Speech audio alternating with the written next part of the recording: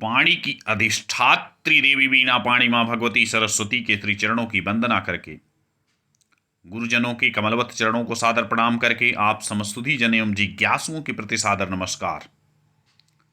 आज के इस व्याख्यान में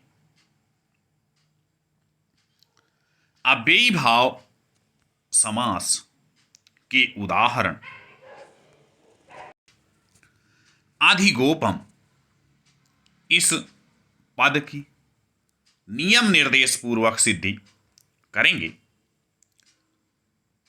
तो सर्वप्रथम लौकिक एवं अलौकिक विग्रह करते हैं, क्योंकि समास करने के लिए यह अति आवश्यक है।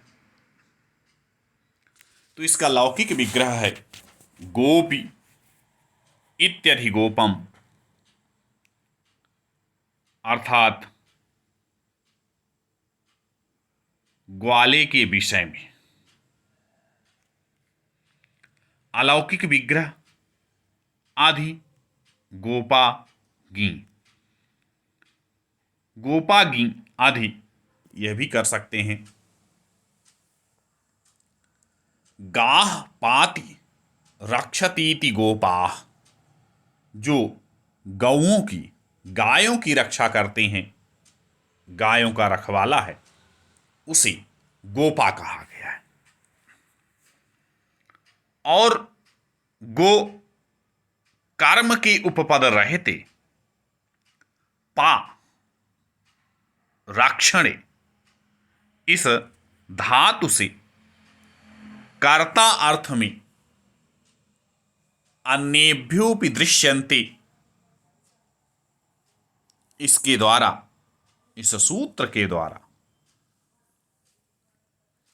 बीच प्रत्यय और उसका सर्वापहार लोप हो जाता। सर्वापहार लोप कहते हैं जिसमें सब का लोप हो जाए,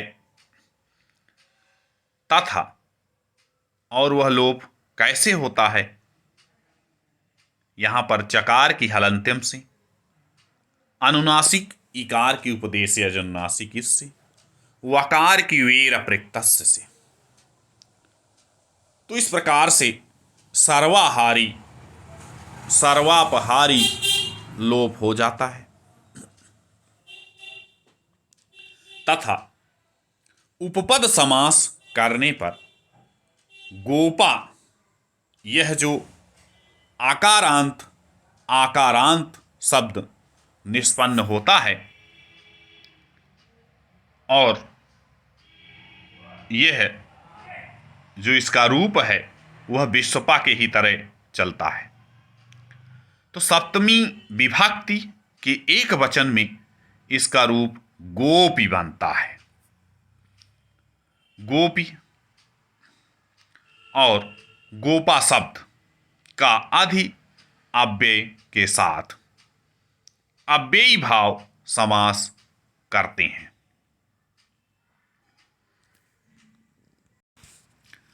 अलौकिक विग्रह आदि गोपागी, यहां पर जो आदि है वह अधिकरण अर्थात अधिष्ठान का वाचक है।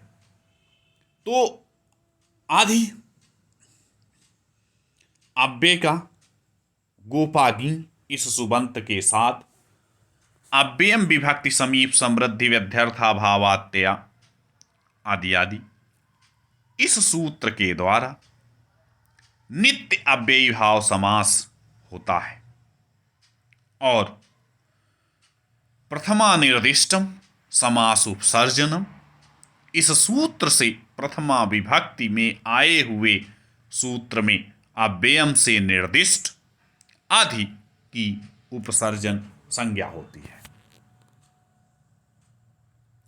उपसर्जनम पूर्वम, इससे जिसकी उपसर्जन संज्ञा हुई है आदि की, उसका पूर्व में निपात हो जाता है, तो बन जाता है अधिगोपागी।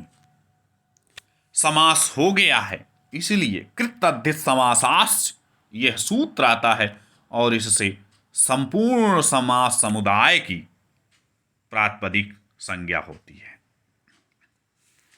तथा सुपोधात प्रातिपदिकयोः इस सूत्र के द्वारा सुप गी का लुक कर अधिगोपा यह पद बनता है।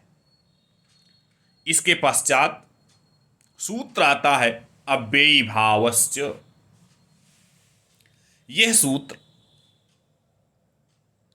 नपुंसक संज्ञा करता है।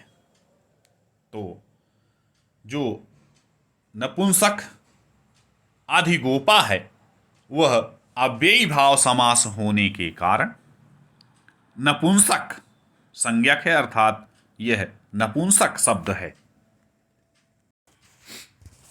तो अधिगोपा को नपुंसक मान करके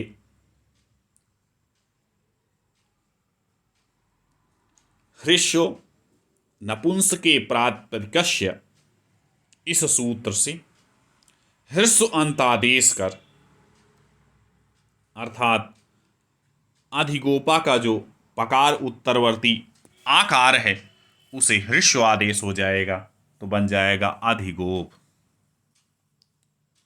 यद्यपि जो सु आदि विभक्तियां हैं उनका लुक हो चुका है, फिर भी एक देश विकृतम अनन्यवत न्यायस्य इसका प्रातिपदिकत्व अक्षुण्य है। इसलिए प्रातिपदिकत्व अक्षुण्य होने के कारण इससे ज्ञाप प्रातिपदिकात् प्रत्यय परश्च इसके अधिकार में सु आदि विभक्तियां आती हैं और प्रथमा विभक्ति एक वचन की विवक्षा में सु प्रत्यय आता है, तो बन जाता है अधिगोप सु।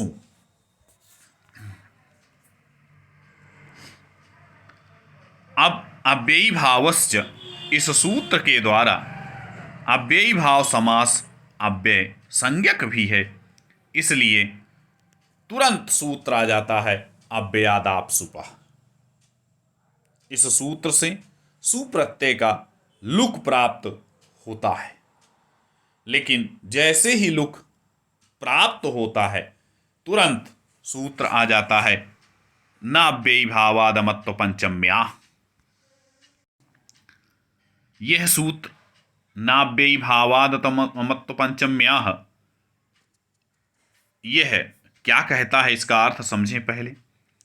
जो अदंत अव्ययी भाव समास है उससे परे सुप का लुक ना हो, किंच पंचमी को छोड़कर अन्य सुपों के स्थान पर अम आदेश हो।